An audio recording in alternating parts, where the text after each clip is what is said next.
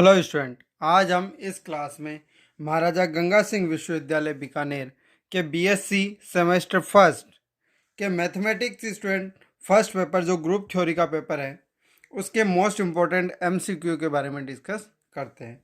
तो देखो, पहला एमसीक्यू में क्या दिया गया है। समस्त पूर्णांकों के योज्य समूह Z का एक उचित उपसमूह है।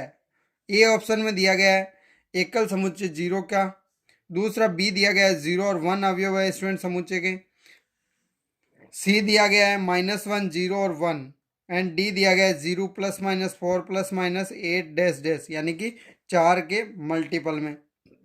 ऑप्शन ई दिया गया है अनुत्तरित प्रश्न। तो स्टूडेंट यहाँ सबसे पहले बात आती है कि हमें जो समूह दिया गया है वो कौन सा है, Z प्लस यानी योज्य समूह है, यानी कि संक्रिया योज्य संक्रिया है। समूह या ग्रुप है वो Z है यानी पूर्णांक संख्या है। तो इसका उचित समूह, तो सबसे पहले तो बात आती है स्टूडेंट उपसमूह। तो सबसे पहले हमारे पास होते हैं विषम उपसमूह, विषम उपसमूह या सब ग्रुप ट्राई। तो हमारे पास जो ट्राइवल या इम्प्रॉपर जो सब ग्रुप होते हैं, विषम उपसमूह होते हैं, वो कौन कौन से होते हैं। एक तो हमारे पास जो भी ग्रुप है स्टूडेंट उसका तत्समक अवयव का जो भी समुच्चय होगा वो समूह होगा। दूसरा होगा स्वयं वो ग्रुप जो जी होगा वो, यानी कि यहाँ पे हम जीरो के लिए योग संक्रिया के लिए तत्समक कौन है, जीरो। तो यानी एक पहला विषम उपसमूह तो कौन सा हो जाएगा, जीरो का। दूसरा विषम उपसमूह कौन सा हो जाएगा, स्वयं जेड, क्योंकि यहाँ जेड ग्रुप है स्टूडेंट। तो ये तो विषम आ गए, तो यहाँ विषम, तो हमें चाहिए उचित उपसमूह, उचित है उपसमूह या प्रॉपर सब ग्रुप। प्रॉपर सब ग्रुप क्या होता है स्टूडेंट, विषम उपग्रुप जो हमें ये प्राप्त हुए हैं इनके अतिरिक्त जितने भी यहाँ पे सब ग्रुप प्राप्त होंगे वो सभी उचित उपग्रुप कहलाते हैं। लेकिन हमें पता है उपसमूह यानी कि सब ग्रुप है वो खुद उस संक्रिया के लिए क्या होंगे, एक ग्रुप होंगे या समूह होंगे। तो इसके अकॉर्डिंग हम बात करते हैं। तो सबसे पहले तो देखो हमें ए ऑप्शन में क्या दिया गया है, एकल समुच्चय यहाँ तत्समक दिया गया है, उसका ग्रुप है। तो वो ग्रुप तो वैसे ही यहाँ पे क्या हो जाएगा, विषम उपग्रुप है यानी उचित तो नहीं है। तो ऑप्शन ए कैंसिल हो जाता है। फिर स्टूडेंट सेकंड दिया गया है 0 एंड 1। तो 0 एंड 1 का समुच्चय ये एक योग संक्रिया के लिए ग्रुप है क्या। तो सबसे पहले हमने बात की इसके, देखो तत्समक। तो एक का तत्समक क्या प्रतिलोम क्या होगा, तो एक का हमारे पास +1 का प्रतिलोम क्या होता है स्टूडेंट, -1। और -1 यहाँ पे इस समुच्चय के अंदर इसे हम जी मान लेते हैं, तो इसमें विद्यमान नहीं है, यानी कि ये भी एक ग्रुप है नहीं है। फिर स्टूडेंट यहाँ पे -1 0 एंड +1 है। तो सबसे पहले तो हम बात करते हैं स्टूडेंट यहाँ पे संक्रिया जो हमें प्लस संक्रिया दी गई है वो है या नहीं। तो मैं यहाँ पे देखो इसको जी मान लेता हूँ, -1 0 एंड 1। तो यहाँ पे सबसे पहले जो संक्रिया होगी उसके अकॉर्डिंग, जैसे -1 एक दूसरा अवयव लिया -1 बिलोंग्स टू जी। तो यहाँ पे संक्रिया लगने पे देखो सबसे पहले संक्रिया संवृत है यानी -1 एंड -1 -2 जो कि जी में नहीं है, यानी संक्रिया संवृत नहीं है, यानी कि ये भी हमारे पास क्या नहीं है, ग्रुप नहीं है। फिर बात आती है 0 +-4 +-8 +-12 +-16 ये आएंगे। तो यहाँ पे स्टूडेंट सबसे पहले तो देखो सभी संख्याएं पूर्णांक संख्याएं हैं, तो ये सभी जैसे हमने 4 को जोड़ा इसी प्रकार तो वापस -8 +8 सभी संख्याएं, यानी यहाँ संवृतता लागू है इसके लिए। फिर बात आती है स्टूडेंट जीवन। तो जीवन कंडीशन है साचर्यता, तो पूर्णांक संख्या योग संक्रिया के लिए साचर्य होती है, ये हमें पता है। फिर सेकेंड रोल होता है तत्समक, तो यहाँ 0 तत्समक भी है।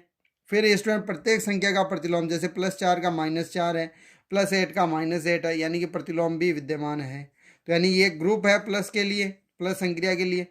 तो ये जेड की संख्या ये है स्टूडेंट +-4 +-8 0, ये सभी जेड की संख्या यानी कि ये इसका उपग्रुप। तो इसमें क्या होगा, तत्समक के अतिरिक्त संख्या है लेकिन कंप्लीटली जेड नहीं है, तो ये भी हमारे पास क्या हो गया, एक उचित उपसमूह। तो इसका इस क्वेश्चन का आंसर राइट आंसर हो जाएगा डी। फिर बात करते हैं स्टूडेंट नेक्स्ट, अगला क्वेश्चन है समूहांक 12। समूहांक का मतलब होता है स्टूडेंट समूह की कोटि। ये ध्यान रखें, कई बार एग्जाम में हमें ऐसे नाम होते हैं वो कंफ्यूज कर देते हैं।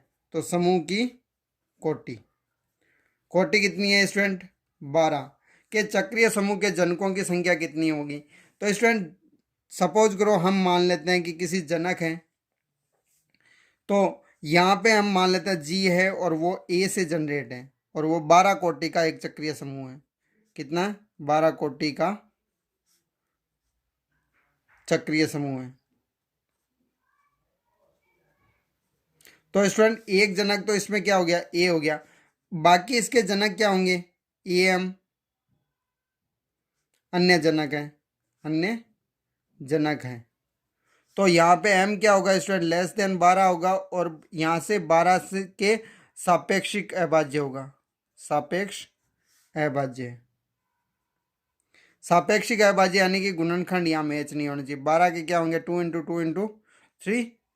तो यहाँ पे देखो सबसे पहले 1 तो हमारे पास आ गया पावर में, यहाँ पे हम m की बात करते हैं 2, तो 2 यहाँ जनक नहीं होगा क्योंकि कॉमन है 2 इंटू 1। तो यहाँ पे 3 स्टूडेंट 3 भी नहीं होगा क्योंकि 3 यहाँ कॉमन आ रहा है। 4 के स्टूडेंट फैक्टर करेंगे 2 इंटू 2 यानी कॉमन आ रहा है तो ये भी नहीं होगा। 5 तो 5 इंटू 1 तो यहाँ पे हमारे पास कॉमन नहीं है यानी कि एक m का मान कितना आ जाएगा 5। फिर 6 का स्टूडेंट फैक्टर है 2 इंटू 3 यहाँ से कॉमन है तो ये नहीं होगा। 7 तो 7 इंटू 1 तो यहाँ 7 भी नहीं होगा।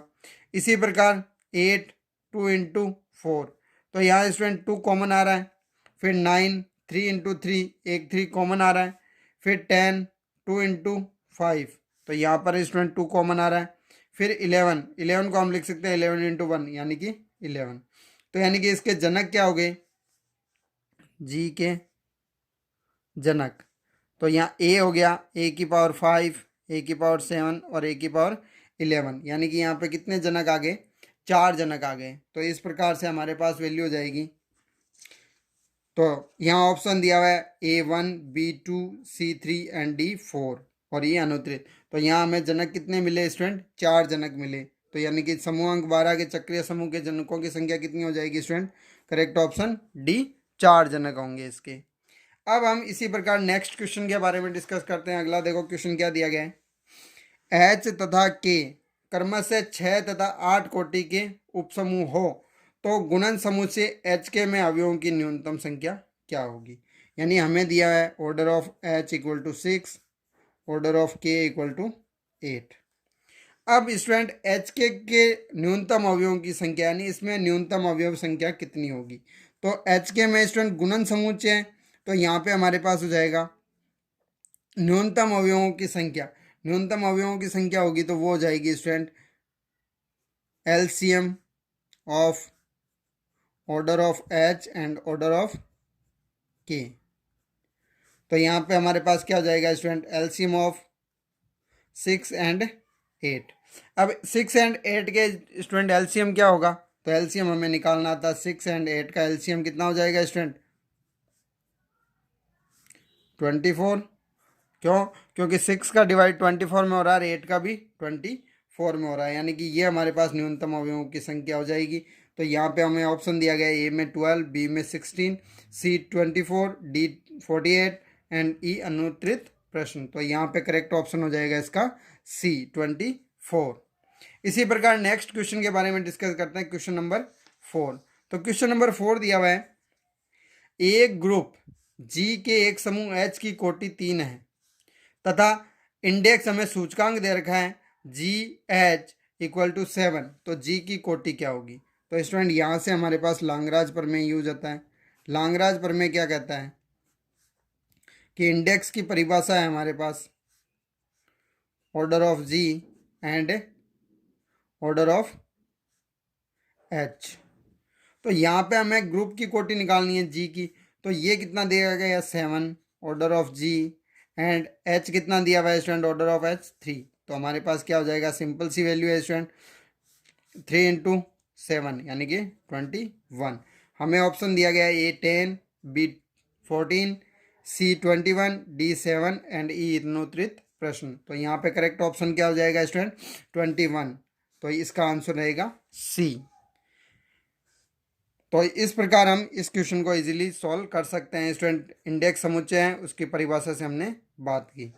अब बात आती है स्टूडेंट नेक्स्ट क्वेश्चन नंबर 5 के लिए। तो क्वेश्चन नंबर 5 क्या दिया हुआ है देखो एक चक्रीय समूह दिया गया है A1 A2 A3 dash dash A6 और A6 यहाँ तत्समक अवयव है, तो इसके जनक ज्ञात करने। जनक ज्ञात स्टूडेंट क्या ज्ञात होता है कि जनक की कोटि और ग्रुप की कोटि स्टूडेंट हमेशा हमें पता है सेम होती है, लेकिन जनक ज्ञात करने के लिए क्या होता है, तो यहाँ पे इसके जनक देखने हैं हमें। तो यहाँ पे हमारे पास क्या अवयव कितने हो गए, जैसे मैं इसको जी मान लेता हूँ स्टूडेंट, ए² A³ तो A4 A5 एंड A6। तो यहाँ पे हमारे पास इसमें 6 अवयव होंगे। तो एक तो स्टूडेंट हमारे पास है प्रत्येक अवयव की हम कोटि ज्ञात करें और फिर यहाँ पे सॉल्व करेंगे, तो ग्रुप की कोटि जिसके इक्वल आएगी वही जनक होंगे। दूसरा तरीका क्या होता है स्टूडेंट, तो ये हमारे पास एक चक्रीय समूह है, तो यहाँ पे चूंकि जी एक चक्रीय समूह है, तो यहाँ से क्या हो जाएगा जी जनरेटर ऑफ ए। फिर बात आती है स्टूडेंट यहाँ पे चक्रीय समूह है, तो मान लेते हैं ये तो इसका जनक हो गया स्टूडेंट, एक जनक तो हमारे पास क्या हो गया ए। तो यहाँ देखो ऑप्शन ए के अंदर ए और ए की power 5, B option A² and A³, फिर हमारे पास सी है ए की पावर 6, डी है ए और A³ और ई अनुत्तरित प्रश्न। तो सभी ऑप्शन में देखो ए है, यानी ए तो हमारे पास जनक है इसका। अन्य जनक अदर जनक कौन से होंगे स्टूडेंट, ए की पावर m, जहां हमारे पास क्या होना चाहिए स्टूडेंट, m की वैल्यू उसकी कोटि से वैल्यू कम होनी चाहिए, तो यहाँ पे कितना है स्टूडेंट 6, और वो m का मान भी क्या होना चाहिए 6 के सापेक्ष अभाज्य, यानी रिलेटिव प्राइम नंबर होना चाहिए, अभाज्य है। तो यहाँ 6 के स्टूडेंट हमने फैक्टर किया 2 × 3, तो यहाँ पे स्टूडेंट हमारे पास देखो 1 पावर, तो 2 के स्टूडेंट फैक्टर 2 तो यहाँ कॉमन आ रहा है, यानी 2 जनक m का मान नहीं हो सकता। फिर 3 भी कॉमन आ रहा है, यानी कि 3 भी नहीं हो सकता। 4 के हमने फैक्टर किया 2 × 2, यानी 2 कॉमन आ रहा है, तो ये 4 भी नहीं हो सकता। 5 के फैक्टर स्टूडेंट 5 होता है, तो 5 कॉमन नहीं है, इसलिए यहाँ पे क्या हो जाएगा 5, और 6 तो स्वयं है, 6 से छोटी संख्या चाहिए, यानी m का मान केवल 5 आता है। तो यहाँ जनक कौन से हो गए स्टूडेंट, जी के जनक। एक तो स्टूडेंट ए है ये जनक, और एक क्या हो जाएगा एक की पावर m के स्थान पे हम क्या रखेंगे 5, यानी ये 2 जनक आ जाएंगे यहाँ से। तो हमारे पास ऑप्शन कौन सा हो जाएगा ए की पावर 5, तो यही इसका करेक्ट ऑप्शन होगा स्टूडेंट। बाकी सभी देखो 2 3 6 एंड 3 पावर है, तो ये कैंसिल हो जाएंगे। तो इस प्रकार हमारे पास चक्रीय समूह जो हमें दिया हुआ है कि जनक कौन से होंगे ए एंड ए की पावर 5, यानी ऑप्शन ए इसका करेक्ट आंसर होगा। अब बात करते हैं स्टूडेंट नेक्स्ट क्वेश्चन नंबर 6। तो क्वेश्चन नंबर 6 क्या दिया गया है, देखो यदि H समूह G का उपसमूह है तथा AB बिलोंग्स टू G, यानी G में कोई 2 अवयव है तो त्रुटिपूर्ण है, यानी कि यहाँ पे हमें कौन सा ऑप्शन गलत है वो यहाँ पे फाइंड आउट करना है। पहला हमें दिया गया है दक्षिण सह समुच्चय HA = HB, तो यहाँ पे इक्वल टू हमारे पास रिजल्ट होता है a b inverse belongs to H। फिर B होता है स्टूडेंट, यहाँ दिया वाम सह समुच्चय AH + BH, तो यहाँ हो जाएगा B inverse A = belongs to H। तीसरा दिया गया है स्टूडेंट H A इनवर्स, तो A इनवर्स H, तो ये इस प्रकार परिभाषित। D दिया गया है HA इंटरसेक्शन H = phi, यानी कोई भी अवयव इनमें कॉमन नहीं है। और E दिया गया अनुत्तरित प्रश्न। तो स्टूडेंट यहाँ से हमने एक थ्योरम की थी HA एंड HB के अनुसार, तो हमारे पास ये अवयव थे, तो इसके अकॉर्डिंग क्या हो जाता है जैसे, तो यहाँ से हमने यहाँ पे एक थ्योरम थी कि HA = HB हो, तो यहाँ से हमारे पास AB inverse belongs to H अवयव होता है, यानी कि ऑप्शन ए हमारा करेक्ट है। फिर बात आती है स्टूडेंट यदि ये विपरीत हो, यानी वाम सह समुच्चय में BH, तो ये हमारे पास क्या हो जाता है B inverse A belongs to H, तो ये हमारे पास पेपर में क्या था स्टूडेंट इससे भी रिलेटेड, तो ये इसका आंसर हो जाता है। फिर नेक्स्ट यदि मैं HA को समुच्चय होगा उसको क्या लिखेंगे HA, जहाँ पे H क्या होता है student H belongs to and A अवयव होता है हमारे पास G का। यदि मैं इसका इन्वर्स समुच्चय ले हूँ तो यहाँ से हमारे पास क्या होगा HA इन्वर्स, जो किस कंडीशन में होगा A इन्वर्स H इन्वर्स, जहाँ पे H बिलोंग्स टू H अवयव होंगे और ए इनवर्स, तो यहाँ से हमारे पास कंडीशन क्या आ जाएगी, ए इनवर्स अवयव। और स्टूडेंट एच इनवर्स किसका है, तो नया समुच्चय जहाँ पे एच इनवर्स अवयव भी किसका होगा, एच का, तो इसे मैं लिख सकता हूँ एच इनवर्स एच। तो यहाँ से हमारे पास अवयव ऑप्शन सी भी सही होगा। फिर स्टूडेंट हमें पता है कि जितने भी एच ए बी सबसेट किसका है स्टूडेंट, सब ग्रुप किसका है, जी का, एच बी सब ग्रुप किसका है, जी का।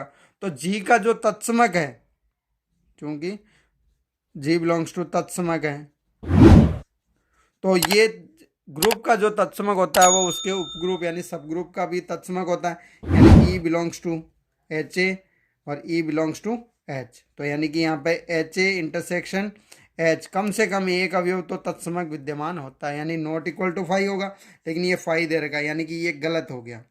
तो इसके अकॉर्डिंग हमारे पास त्रुटिपूर्ण ऑप्शन कौन सा हो गया, इसका करेक्ट आंसर डी। तो ये इस प्रकार से हम इस क्वेश्चन को इजीली सॉल्व कर सकते हैं। तो आप इसका स्क्रीनशॉट ले सकते हो स्टूडेंट। अब नेक्स्ट क्वेश्चनों के साथ और नेक्स्ट टॉपिक के साथ मिलते हैं अगली क्लास में, तब तक आप पढ़ते रहिए। Thank you.